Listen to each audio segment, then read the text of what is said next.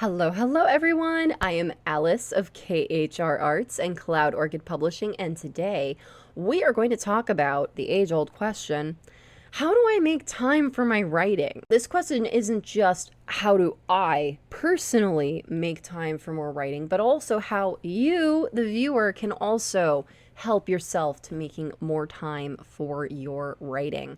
Now, I know what a lot of y'all are going to say is, you don't know my life, you don't know how busy I am, oh my god, I am the busiest human alive. And while yes, that is perfectly valid, and you may be correct in those things, where there is a will, there is a way. Let's get right into it. First things first, let's break down how do I make time for my writing. It is a little bit unfair in recent years that I have had technically all the time in the world for all of the writing that I want to do, which I mean is evidence for all of the stuff that I've created since from 2018 to literally today. The amount of writing that I have accomplished and that I am capable of accomplishing is obscene. It is really the best word for it. I have published so many works, I have created so many works, and the fact that I am still chugging along creating so many works is just, wow, it's a lot, y'all. And the big reason for that is that, unfortunately, at the beginning of the pandemic, I lost 90% of my income. The fact that we couldn't go out and we couldn't do things, specifically in-person things, and a lot, y'all, of online work was lost just because nobody had money to pay for anything. And I'm the type of person, when push comes to shove, I need to stay busy. That's how I deal with things, is I don't deal with them. I decide to go and work on things instead and just be like, nope, I can't hear you. I'm too busy writing. La la la. The world isn't ending. I'm writing. It's fine. And yeah, I did take that to some extreme measures during the pandemic in the face of I just can't and don't want to deal with this, which was to my benefit in that I created a lot of this awesome stuff, but it also came at the cost of my mental and physical well-being in a lot of cases. So that is the trade-off. Don't really recommend, but that's what I did. And I know a lot of you are going to say, well, I don't have pandemic time to do that, especially because we are living in the world of people are going back to work, whether it's remote or hybrid or hey Macarena, whatever. And amazing news, I also now have a big people job again, which is so exciting because yay, stability. Oh, so excited for that, y'all. Small little aside. So that means that I am going to be dedicating a lot of time to doing business office work and not hooray writing playtime. So I also need to reorganize my schedule in order to be able to fit all of that in again. Now, I know a lot of you are thinking, but wait, you said starting in 2018. The pandemic happened 2 years after that. What were you doing before that? Well, in 2017, I got laid off of the last business office-y job that I had for reasons completely outside of my control. It was very unfortunate, and my boss actually fought to keep me and unfortunately lost that battle, so I was laid off. And because of the powers that be, I struggled for 8 months to try and find another business office-y job and just came up empty. Did the same thing that I've been doing this entire pandemic, which was sending out resumes, applying to jobs, going the whole 9 yards, doing all the stuff I was supposed to do, and just 281 job applications later, I finally got a job. Well, after 8 months of that, back in 2017, I must admit, I gave up. I was pretty jaded, I was pretty salty, y'all, and I was just like, you know what, fine, we're not wasting our time doing this anymore. And thankfully, my dear friend Jerfay helped get me a gig-based job, which, oh my god, y'all, that job is a whole other story. We don't have time for that. A lot of drama. A lot of drama. Not to the fault of Jerfay at all. Oh my god, so grateful that I had the job because it got me to places I needed to be, but that job, y'all, was hell on wheels. I digress. Working that gig job enabled me to have a flexible schedule so that I was also able to add additional gigs in order to supplement my income.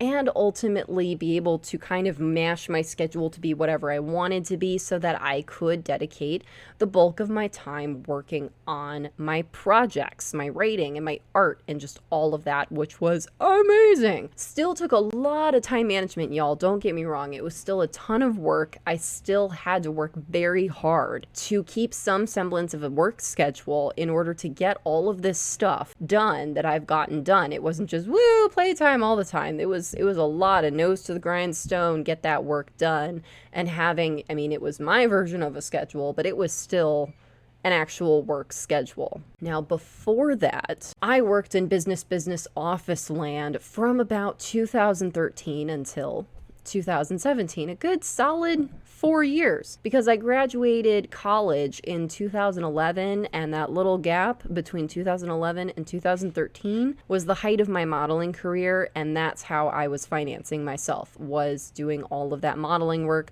which meant that in my free time, I could do literally whatever, and my schedule was 100% whatever I made it. Now, again, I've talked about it in my other videos. I really didn't work on my writing much during my modeling days because modeling took up like all of my time basically. So I just really didn't have time to devote to my writing. It very much took a back seat. But in 2011, I did start making time, if only for like an hour or two a day, working on it. However, that type of schedule that I had is probably not going to be very helpful to any of y'all, since I'm pretty sure most of y'all are not really dealing in touring cross country doing modeling gig stuff like I was. Not really going to go into that schedule because it was just utter chaos, to be perfectly honest, and not healthy at all. And I talk about that in another one of my videos about how not sleeping did wonders for my creative works, but has completely destroyed me mentally and physically. So that magical 4 years between 2013 and 2017, when I worked a real full-time business at an office, sit in a cubicle, be a normal, well, pretend to be a normal human being type of job, I was still writing full-time and still working on my art full-time. It was during this time period that I actually had a lot of the art books that I did with Brian, that we published those, as well as I actually had a lot of my artworks featured in gallery events. So I was creating and I was putting it out there in the world, y'all. It was a lot of work, and I will admit that a big part of how I made it happen, and again, I talk about it in that other video, I didn't sleep. First of all, please don't follow that model that I followed. Sleep is important. Get at least 8 hours of sleep a night. Your body and your brain will thank you. I am living proof of don't do that. So we're just going to take out that whole part of the equation of the fact that I didn't sleep. And by I didn't sleep, I mean I would literally go anywhere from like 1 to 3 days at a time where I just straight up stayed up. I didn't sleep at all, just awake for 24 hours, 48 hours, 72 hours, just, I don't need sleep, I'm fine. And drinking like 5 things of coffee a day, just absolute chaos, not good for you. However, if we subtract out the amount of time that I was supposed to be sleeping, I still spent a big chunk of my time working on all of this stuff. So that's what we're going to work off of with me explaining to y'all what my schedule looked like during that time period and what my schedule is really going to look like with this new job that I have going forward. It's going to be pretty similar, honestly. The only difference is I don't have to waste my time commuting to a job anymore because I work remote. Yes. Yay for that. Okay. A lot of y'all, again, are like, I don't have time for this. Who has time for this? How do you have time for this? Witchcraft.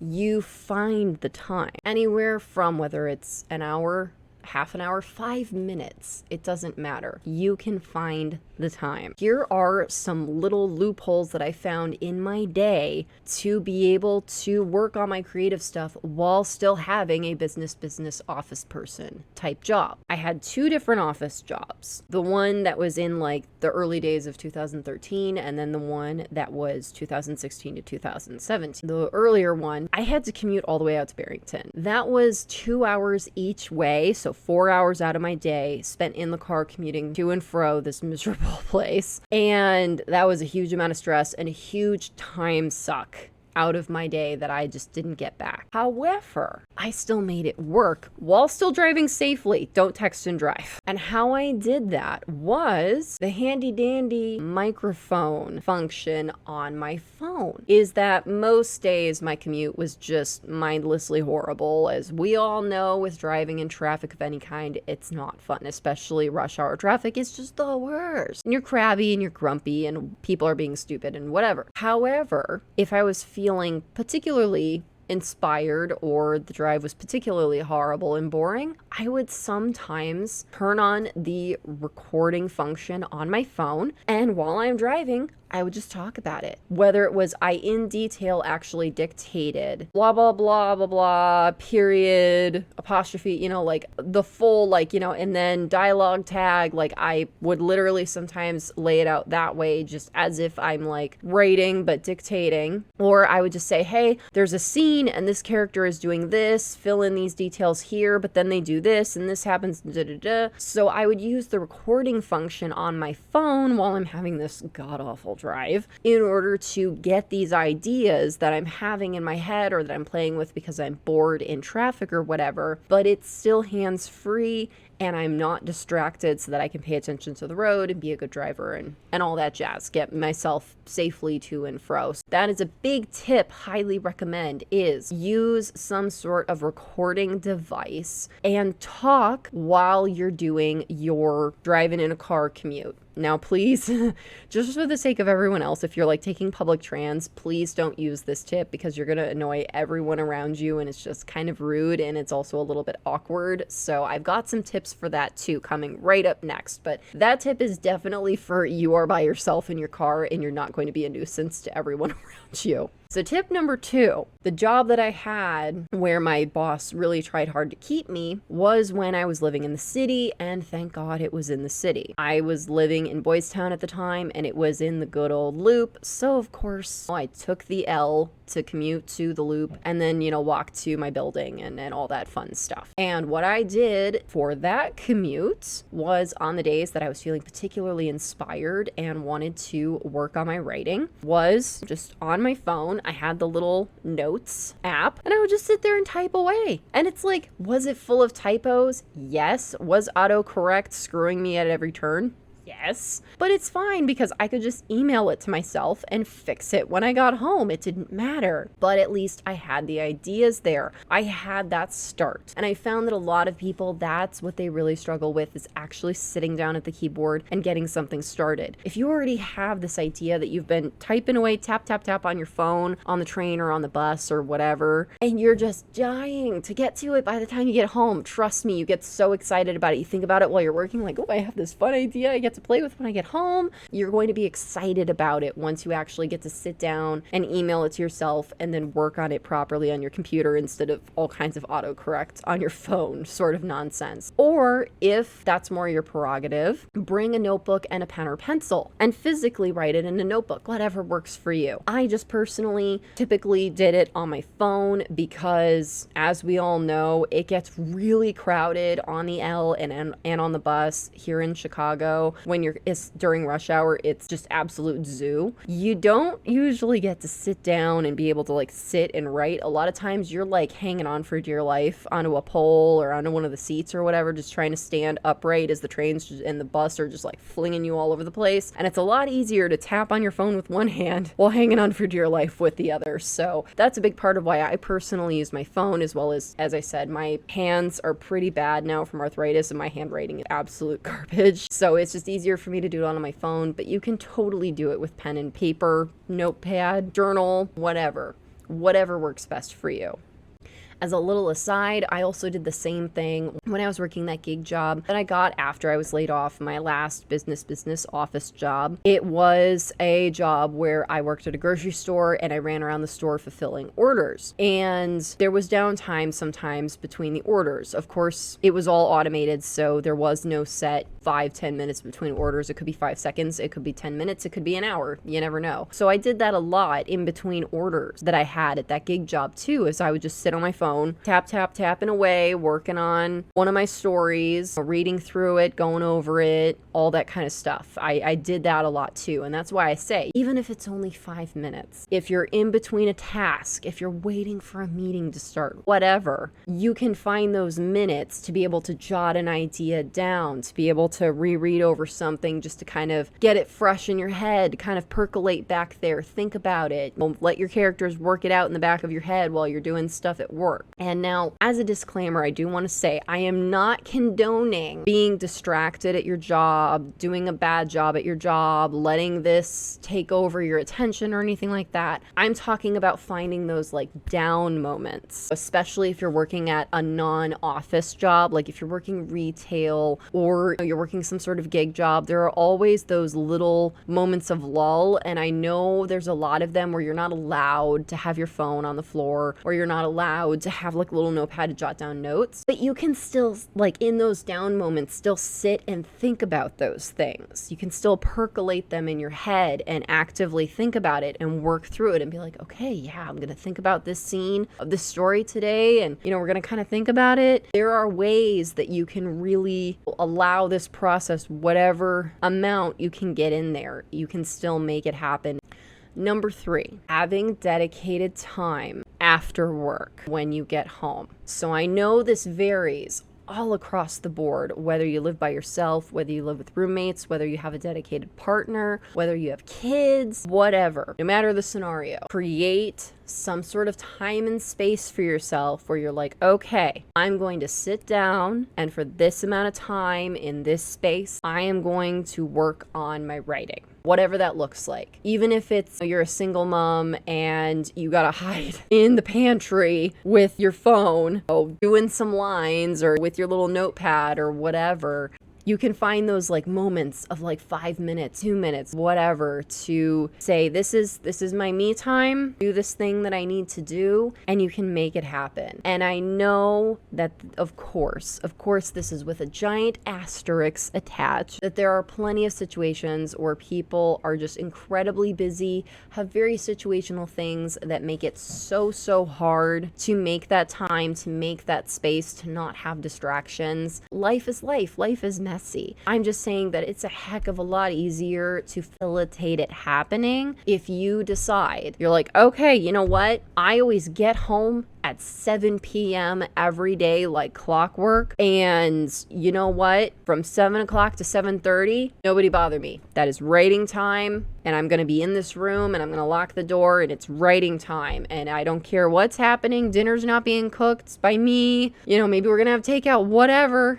7 to 7:30, I'm working on my writing. Or maybe it's 10 o'clock, kids have gone to bed. That's when the house is quiet. That's when I finally have my first free moment of the day. All right, 10 o'clock to 10 or 11, that's writing time. It's a quiet activity, so you don't have to worry about that regard, thank goodness. You can find those moments, really sit down and examine, what does your day look like? Like really think about it from start to finish. Waking up, taking a shower, getting dressed, the commute to work, actually being at work, any breaks that you get, your lunch hour, the commute home, what does it look like when you get home, decompressing, putting on comfy clothes, making dinner, dealing with your kids, dealing with your partner, dealing with your cat, your dog, whatever, putting people to bed, putting animals to bed, cleaning, running errands. What does all of that look like? And really realistically think about that. Don't think about perfect world, what you wish it looked like, because that is a pitfall that I found a lot of people do with trying to find time to make time for their writing, is that they think about this perfect schedule, that they're like, oh, if my schedule was this Marie Kondo